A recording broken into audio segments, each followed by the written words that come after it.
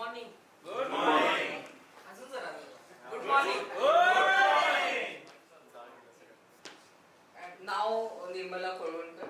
मी गेली 16-17 वर्ष झाली ह्या फायनान्स कन्सल्टन्सी स्वतःची सुरू करून, आणि आता 2 वर्ष झाली धनवर्धन विल प्रायव्हेट लिमिटेड अशी प्रायव्हेट लिमिटेड आम्ही चालू केली आहे.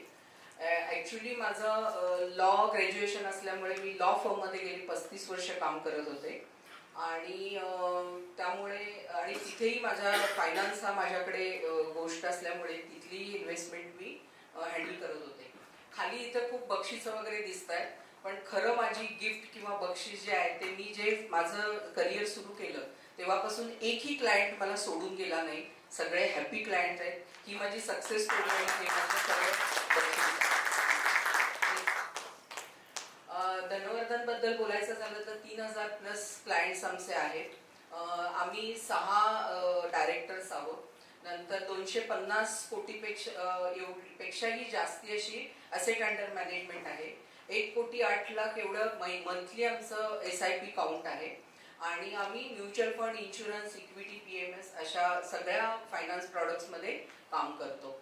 आणि फायनान्शियल स्टॅबिलिटी मिळवून देणं क्लायंटना हे आमचं मेन टार्गेट आहे. एक 2 मिनिटाचा व्हिडिओ आहे, तो रन करते मी. हुआ करता था, उसकी माली हालत इतनी खराब हुई कि घर में खाने के लाले पड़ गए. इसी कारण उसने महल में जाकर राजा से मदद मांगने का फैसला किया.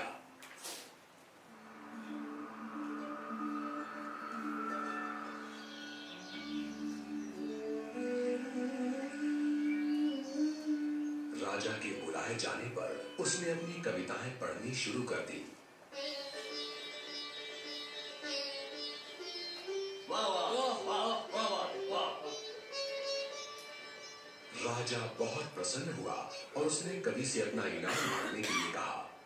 कवि ने मोहरों से सजे शतरंज की ओर इशारा करते हुए कहा, महाराज, अगर आप पहले खाने में चावल का 1 दाना रखें और हर खाने के लिए उसे दुगना करते जाएं, तो मैं समझूंगा मुझे मेरा इनाम मिल गया. बस इतना ही? राजा ने पूछा. सिर्फ चावल का 1 दाना और सोना नहीं? जी हाँ महाराज. तो फिर ऐसा ही हो. दरबारियों ने चावल के दाने रखने शुरू कर दिए. पहले खाने में 1, दूसरे में 2, तीसरे में 4, चौथे में 8. इस तरह वो रखते गए. जब 10वें खाने में चावल रखने की बारी आई तो उन्हें चावल के 512 दाने रखने पड़े. 20वें खाने तक संख्या बढ़कर 5,24,288 हो गई.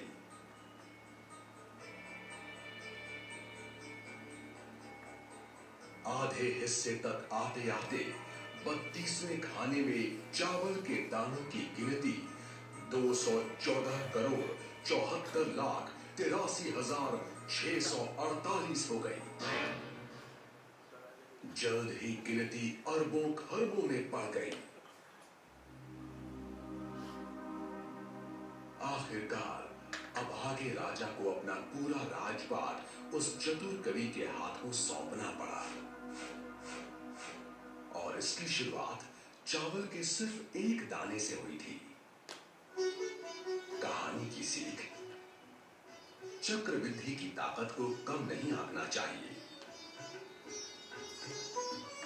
अगर आप हर महीने नियम पूर्वक एक छोटी रकम निवेश करते हैं, तब आपकी SIP आपके सेवानिवृत्त होने तक एक बड़ी राशि बन सकती है. हेच म्युच्युअल फंड होतं, आणि माझ्या मते की चित्राच्या रूपाने दाखवलं तर जास्ती लवकर कळतं.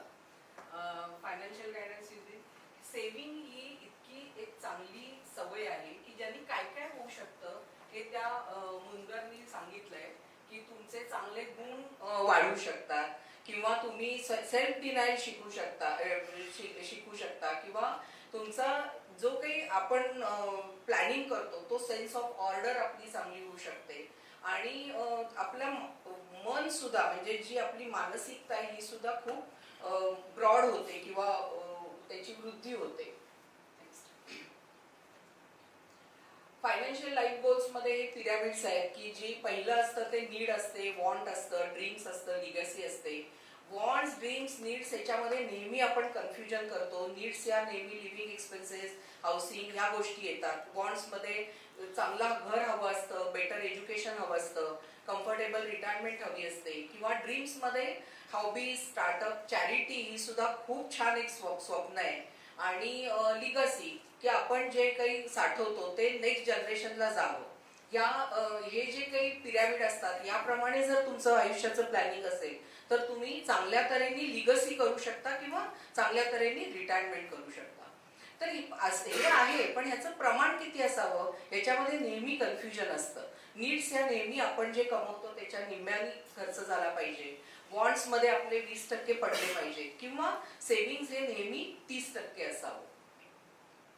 आता ह्याच्यामध्ये आज मी आकड्यामध्ये काही हे आणल्या, स्लाइड्स आणल्या की जे तुम्हाला कधी आपण ते विचार करत नाही की जर समजा 100 रुपये 1980 साली गुंतवले असते तर त्याची मार्च 2022 साली किती रक्कम झाली असती वेगवेगळ्या फायनान्शियल प्रॉडक्ट्स मध्ये.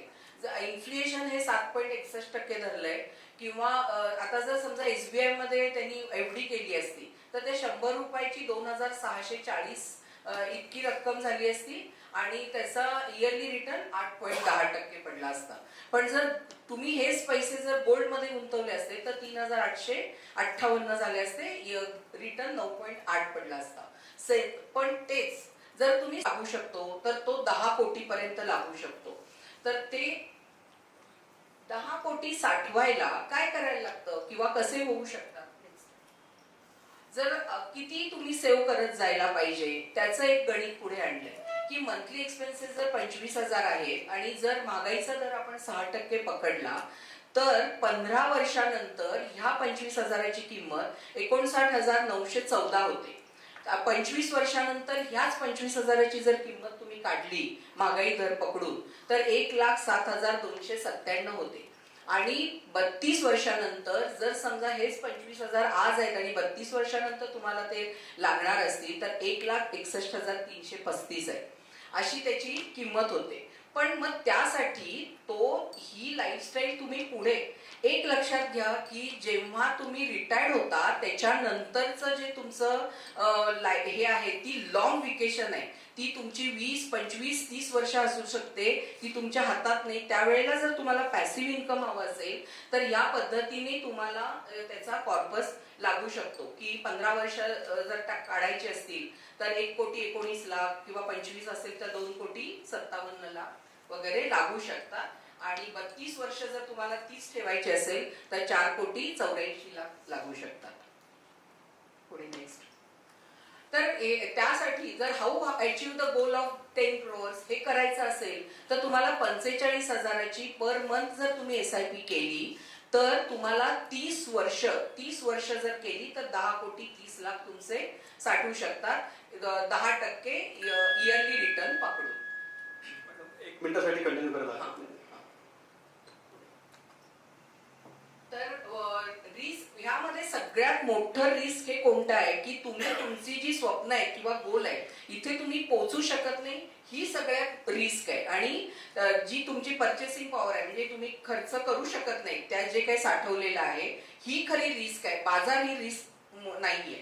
पुढे तर हे इन्फ्लेशनचे आकडे दिलेत की 2000 साली 10 रुपयाचा कोको कोला 40 रुपये होता वगैरे. किंवा हे दर तुम्हाला माहितीच आहे, दुधाचा दर 2021 साली 46, आता आज पेपरला 52 रुपये आलाय. तर हे सगळे महागाईचे दर आहे. आणि एस्टिमेटेड किती होऊ शकतं 31 सालापर्यंत, एक ब्रेडचा लोक 72 होऊ शकतो, अमूल 420 होऊ शकतं किंवा धारा 330 होऊ शकतं. तर हे जे सगळं पिक्चर आहे तर त्याच्यामध्ये आणि हे एक छोटंसं मी तुम्हाला सांगते, कारण इथे मला सगळेजण पुढची हे देत असतात कमिटमेंट. हे दोघं जण मित्र आहेत, एकाने 25व्या वर्षी सुरू केले आणि एकाने 40व्या वर्षी सुरू केलंय. तर ज्यांना 25व्या वर्षी सुरू केलंय त्यांना 5.71 crores इतकं 60व्या वर्षी साठवलं आणि जो 40व्या वर्षी सुरू केला त्यांना फक्त 1,33,00,000 साठवलं. हे डिलेचं जे काही गणित आहे की डिले झाल्यावर काय होऊ शकतं ते हे आहे. थँक्यू. आणि काही शंका असतील आणि विचारायचं असेल तर तुम्ही विचारू शकता.